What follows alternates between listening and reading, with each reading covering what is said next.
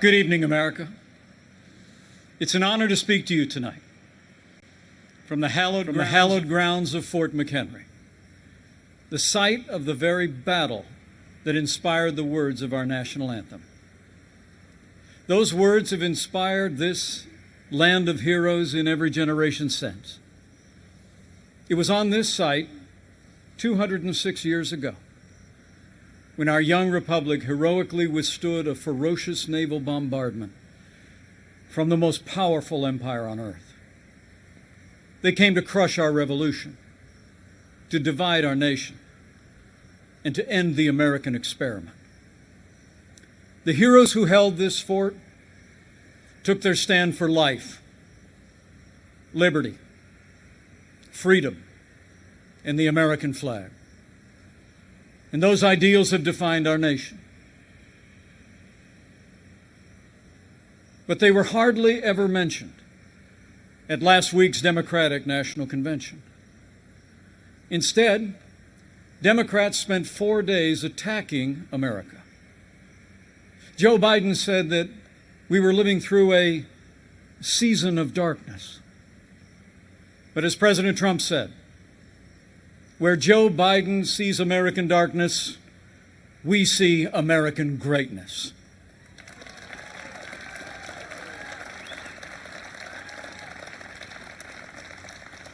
In these challenging times, our country needs a president who believes in America, who believes in the boundless capacity of the American people to meet any challenge, defeat any foe, and defend the freedoms we hold dear. America needs 4 more years of President Donald Trump in the White House.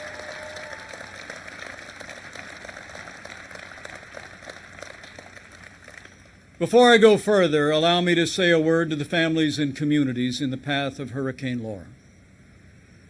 Our prayers are with you tonight, and our administration is working closely with authorities in the states that will be impacted. FEMA has mobilized resources and supplies for those in harm's way. This is a serious storm, and we urge all those in the affected areas to heed state and local authorities. Stay safe, and know that we'll be with you every step of the way to support, rescue, respond, and recover in the days and weeks ahead. That's what Americans do.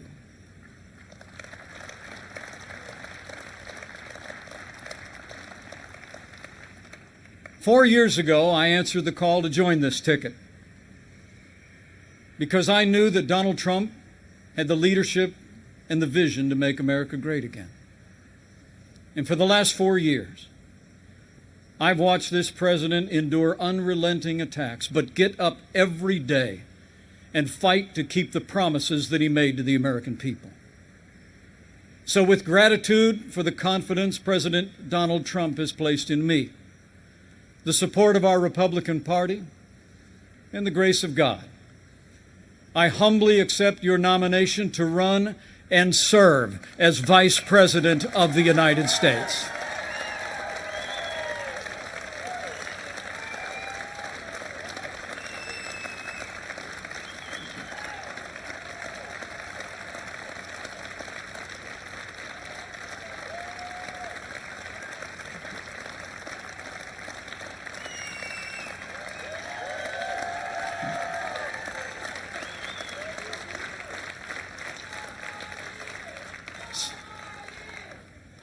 Serving the American people in this office has been a journey I never expected. It's a journey that would not have been possible without the support of my family, beginning with my wonderful wife, Karen.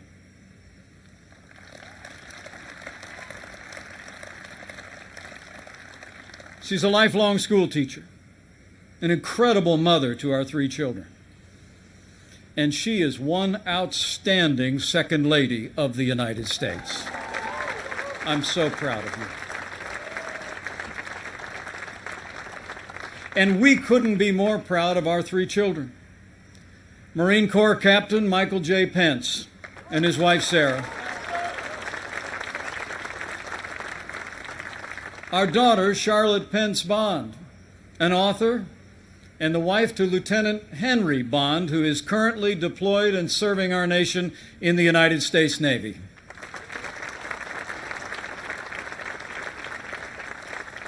And our youngest, a recent law school grad, our daughter Audrey, and her fiancé, who, like so many other Americans, had to delay their wedding this summer.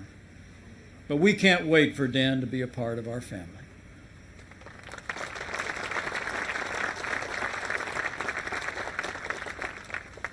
In addition to my wife and kids, the person who shaped my life the most is also with us tonight.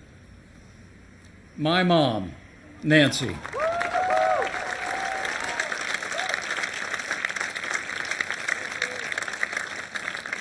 She is the daughter of an Irish immigrant, 87 years young.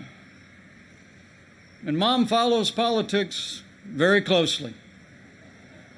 And the truth be told, sometimes I think I'm actually her second favorite candidate on the Trump-Pence ticket. Thank you, Mom. I love you. Over the past 4 years, I've had the privilege to work closely with our president. I've seen him when the cameras are off. Americans see President Trump in lots of different ways. But there's no doubt how President Trump sees America. He sees America for what it is. A nation that has done more good in this world than any other. A nation that deserves far more gratitude than grievance. And if you want a president who falls silent when our heritage is demeaned or insulted, he's not your man.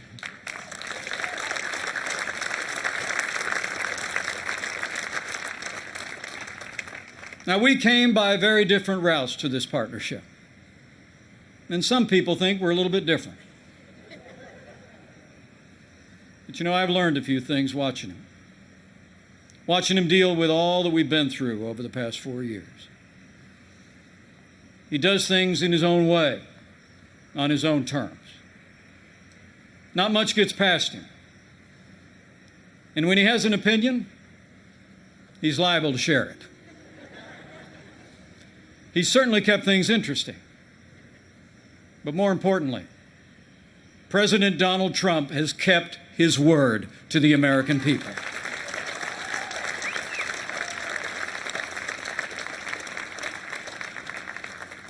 In a city known for talkers, President Trump is a doer.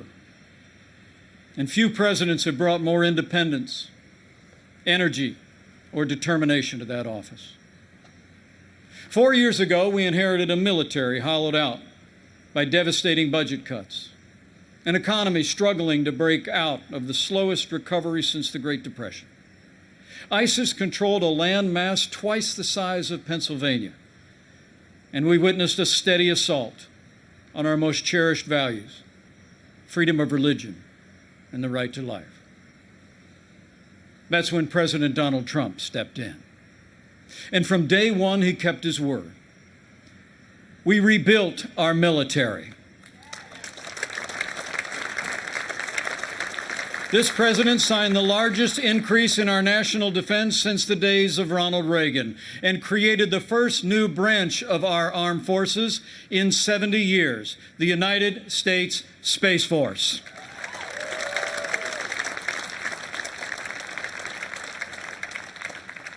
And with that renewed energy, we also returned American astronauts to space on an American rocket for the first time in nearly 10 years.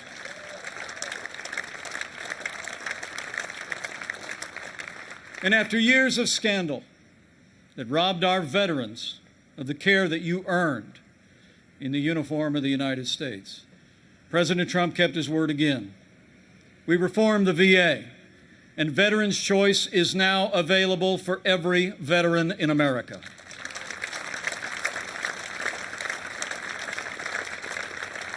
Our armed forces and our veterans fill this land of heroes. And many join us tonight in this historic fort. Tonight we have among us 4 recipients of the Medal of Honor.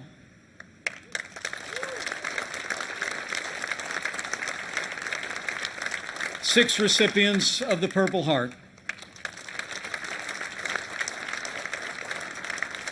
a Gold Star mother of a gallant Navy SEAL,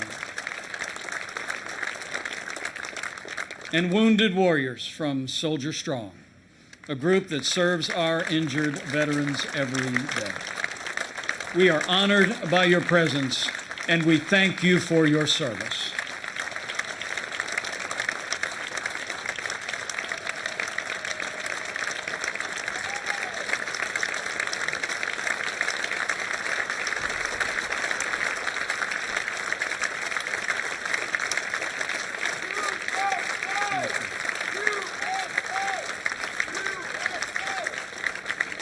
With heroes just like these, we defend this nation every day.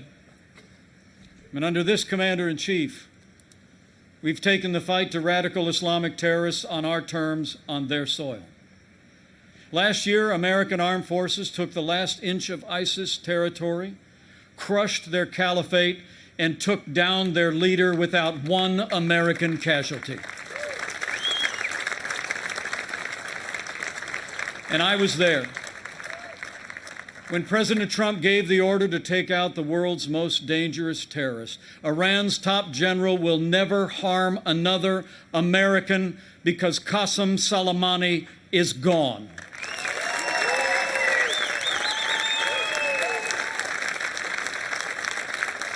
My fellow Americans, you deserve to know. Joe Biden criticized President Trump following those decisions. Decisions to rid the world of 2 terrorist leaders. But it's not surprising, because history records that Joe Biden even opposed the operation that took down Osama bin Laden. It's no wonder that the Secretary of Defense under the Obama-Biden administration once said that Joe Biden has been, and I quote, wrong on nearly every major foreign policy and national security issue over the past 4 decades. So we've stood up to our enemies, and we've stood with our allies. Like when President Trump kept his word and moved the American embassy to Jerusalem, the capital of the State of Israel, setting the stage for the first Arab country to recognize Israel in 26 years. Closer to home, we appointed more than 200 conservative judges to our federal courts. We supported the right to life and all the God-given liberties enshrined in our Constitution, including the Second Amendment right to keep and bear arms.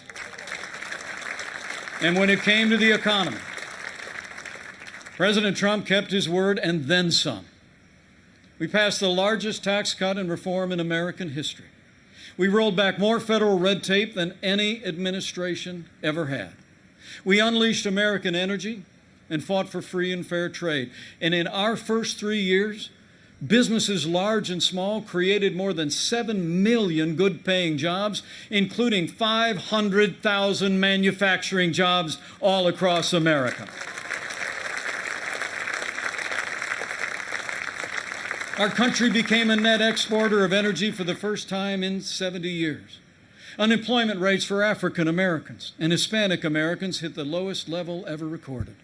And on this 100th anniversary of the woman's right to vote, I'm proud to report that under President Donald Trump, we achieved the lowest unemployment rate for women in 65 years. And more Americans working than ever before. In our first 3 years, we built the greatest economy in the world. We made America great again.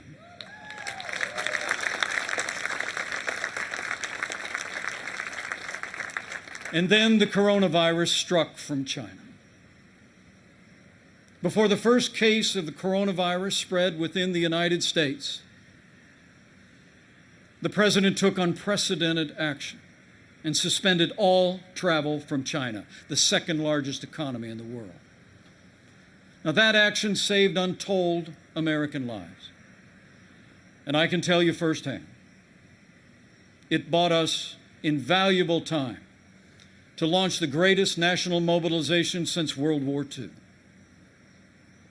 President Trump marshaled the full resources of our federal government from the outset.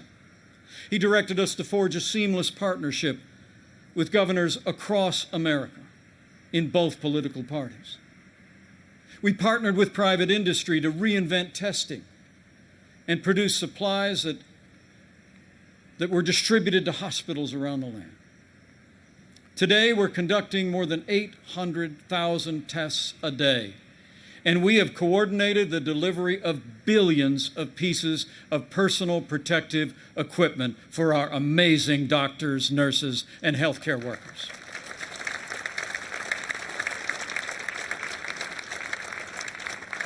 We saw to the manufacture of 100,000 ventilators in 100 days. And no one who required a ventilator was ever denied a ventilator in the United States.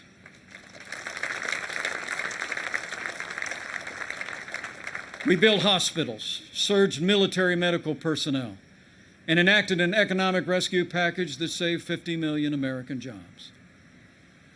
As we speak, we're developing a growing number of treatments known as therapeutics, including convalescent plasma, that are saving lives all across America. Now, last week, Joe Biden said that no miracle is coming. Well, what Joe doesn't seem to understand is that America is a nation of miracles. And I'm proud to report that we're on track to have the world's first safe, effective coronavirus vaccine by the end of this year.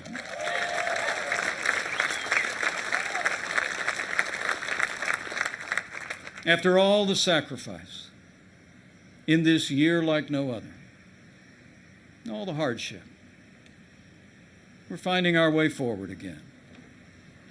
But tonight, our hearts are with all the families who've lost loved ones and have family members still struggling with serious illness. In this country, we mourn with those who mourn. We grieve with those who grieve. And this night, I know that millions of Americans will pause and pray for God's comfort for each of you. You know, our country doesn't get through such a time unless its people find strength within. The response of doctors, nurses, first responders, farmers, factory workers, truckers, and everyday Americans who put the health and safety of their neighbors first has been nothing short of heroic.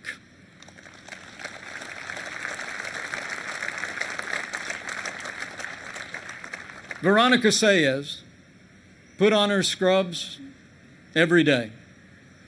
Day in and day out, went to work in one of New York City's busiest hospitals. She stayed on the job, put in the long hours until it was done, and then got back in her neighborhood and helped neighbors and friends struggling. Her brother William is a New York City firefighter. And they're both emblematic of heroes all across this country. They're with us tonight.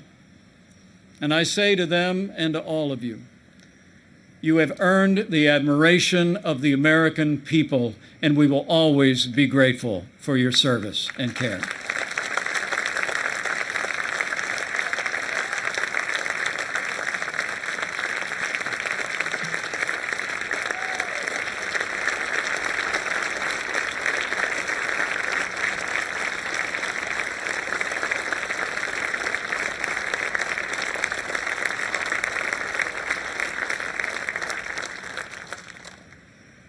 Thanks to the courage and compassion of the American people, we're slowing the spread. We're protecting the vulnerable. And we're saving lives. And we're opening up America again. Because of the strong foundation that President Trump poured in our first 3 years, we've already gained back 9.3 million jobs in the last 3 months alone.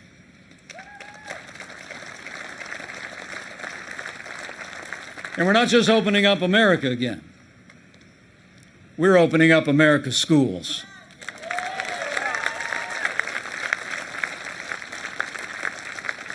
And I'm proud to report that my wife, Karen, that school teacher I've been married to, will be returning to her classroom next week. And so to all of our heroic teachers and faculty and staff, thank you for being there for our kids. We're going to stay with you every step of the way.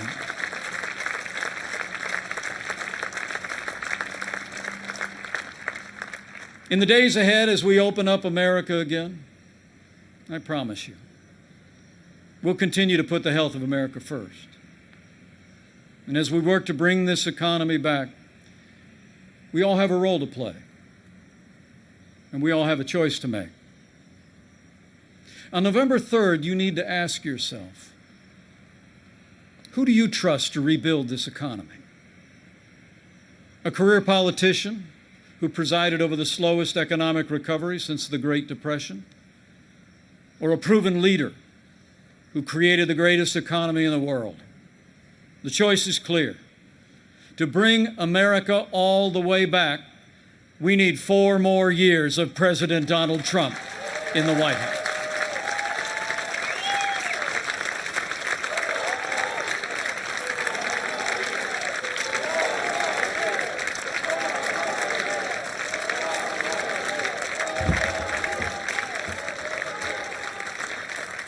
My fellow Americans, we're passing through a time of testing. But in the midst of this global pandemic, just as our nation had begun to recover, we've seen violence and chaos in the streets of our major cities. President Trump and I will always support the right of Americans to peaceful protest. But rioting and looting is not peaceful protest. Tearing down statues is not free speech. And those who do so will be prosecuted to the fullest extent of the law.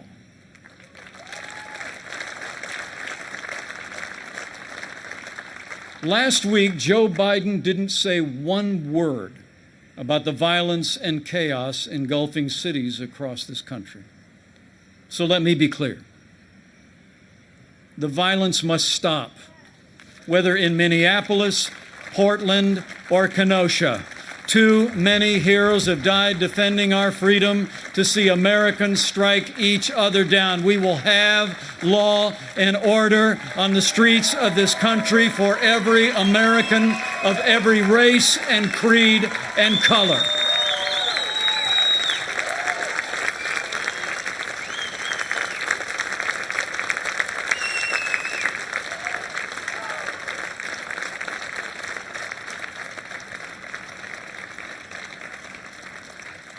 President Trump and I know that the men and women that put on the uniform of law enforcement are the best of us.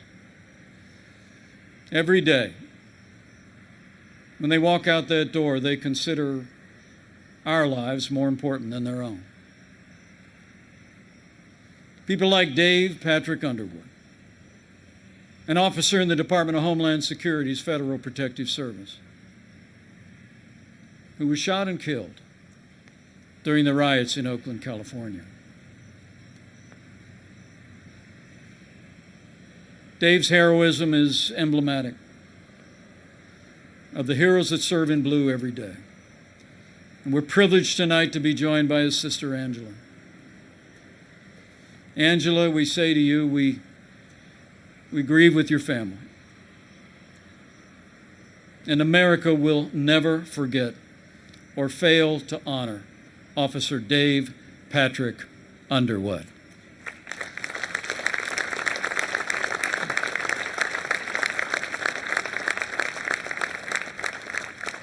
The American people know we don't have to choose between supporting law enforcement and standing with our African American neighbors to improve the quality of their lives, education, jobs, and safety.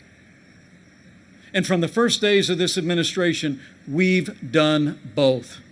and we will keep supporting law enforcement and keep supporting our African American and minority communities across this land for 4 more years.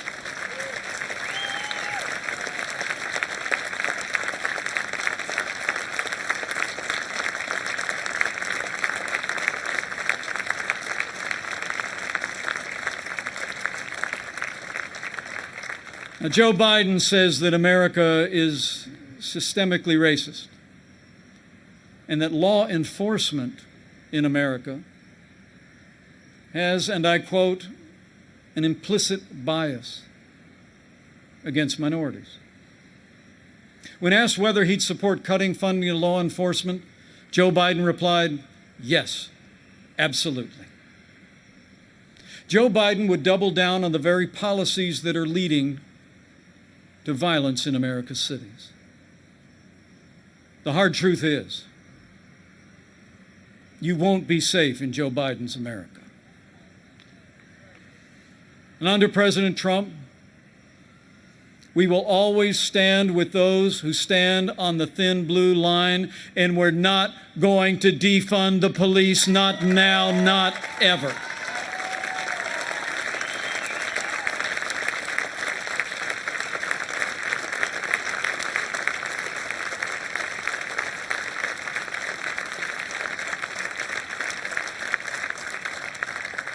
My fellow Americans, we're passing through a time of testing, but soon we will come to a time for choosing. Joe Biden has referred to himself as a transition candidate, and many were asking, transition to what? But last week, Democrats didn't talk very much about their agenda. And if I were them, I wouldn't either. I mean, Bernie Sanders did tell his followers that Joe Biden would be the most liberal president in modern times. In fact, he said, and I quote, that many of the ideas he fought for, that just a few years ago were considered radical, are now mainstream in the Democratic Party. At the root of their agenda is the belief that America is driven by envy, not aspiration. That millions of Americans harbor ill will toward our neighbors instead of loving our neighbors as ourselves. The radical left believes that the federal government must be involved in every aspect of our lives to correct those American wrongs.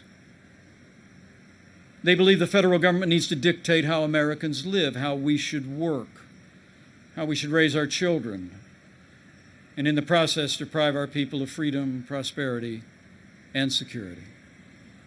Their agenda is based on government control. Our agenda is based on freedom.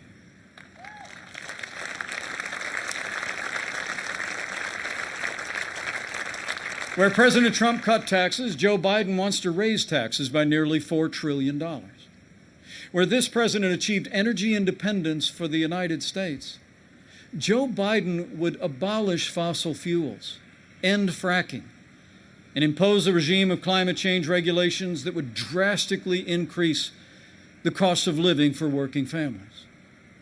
Where we fought for free and fair trade, and this president stood up to China and ended the era of economic surrender, Joe Biden has been a cheerleader for communist China. He wants to repeal all the tariffs that are leveling the playing field for American workers. And he actually criticized President Trump for suspending all travel to China at the outset of this pandemic. Joe Biden is for open borders, sanctuary cities, free lawyers and health care for illegal immigrants. And President Trump, he secured our border and built nearly 300 miles of that border wall. Joe Biden wants to end school choice. And President Trump believes that every parent should have the right to choose where their children go to school, regardless of their income or area code. President Trump has stood without apology for the sanctity of human life every day of this administration. Joe Biden, he supports taxpayer funding of abortion right up to the moment of birth. When you consider their agenda, it's clear. Joe Biden would be nothing more than a Trojan horse for the radical left. The choice in this election has never been clearer, and the stakes have never been higher. Last week, Joe Biden said democracy's on the ballot. And the truth is, our economic recovery is on the ballot. Law and order are on the ballot. But so are things far more fundamental and foundational to our country. In this election, it's not so much whether America will be more conservative or more liberal, more Republican or more Democrat. The choice in this election is whether America remains America. It's whether we will leave to our children and our grandchildren a country grounded in our highest ideals of freedom, free markets, and the unalienable right to life and liberty, or whether we will leave them a country that's fundamentally transformed into something else. We stand at a crossroads, America. President Trump has set our nation on a path of freedom and opportunity. Joe Biden would set America on a path of socialism and decline. But we're not going to let it happen.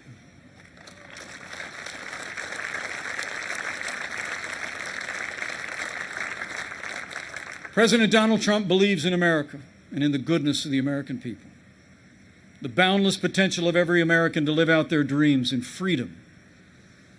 And every day, President Trump has been fighting to protect the promise of America. Every day, our president has been fighting to expand the reach of the American dream.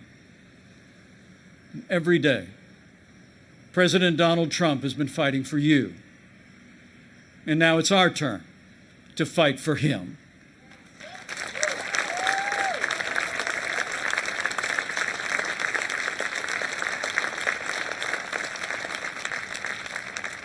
On this night, in the company of heroes,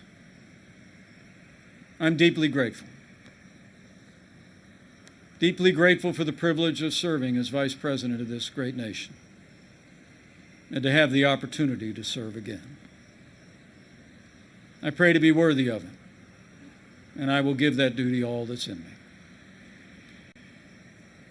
In the year 2020, the American people have had more than our share of challenges. But thankfully, we have a president with the toughness, energy, and resolve to see us through. Now, those traits actually run in our national character. As the invading force learned on approach to this fort in September of 1814, against fierce and sustained bombardment, our young country was defended by heroes, not so different from those who are with us tonight. The enemy was counting on them to quit, but they never did. Fort McHenry held, and when morning came, our flag was still here.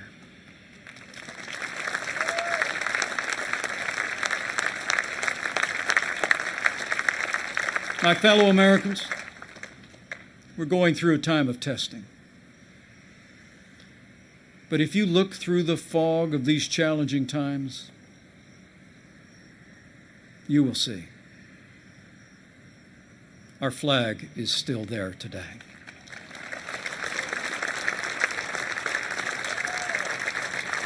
That star-spangled banner still waves over the land of the free and the home of the brave.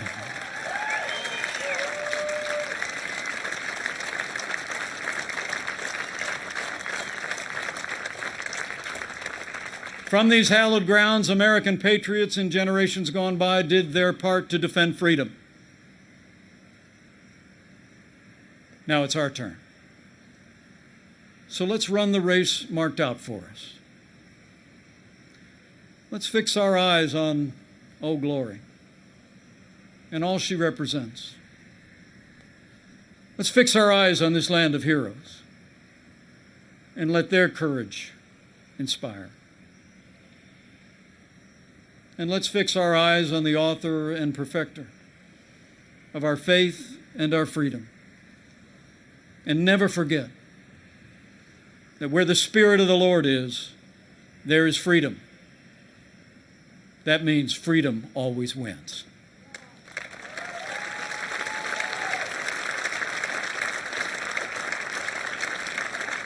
My fellow Americans, thank you for the honor of addressing you tonight and the opportunity to run and serve again as your Vice President. I leave here today inspired. And I leave here today more convinced than ever that we will do in our time as Americans have done throughout our long and storied past. We will defend our freedom and our way of life. We will re-elect our president and principled Republican leaders across the land. And with President Donald Trump in the White House for 4 more years, and with God's help, we will make America great again. Again. Thank you. God bless you. And God bless the United States of America. Hey, NBC News viewers, thanks for checking out our YouTube channel. Subscribe by clicking on that button down here and click on any of the videos over here to watch the latest interviews, show highlights, and digital exclusives. Thanks for watching.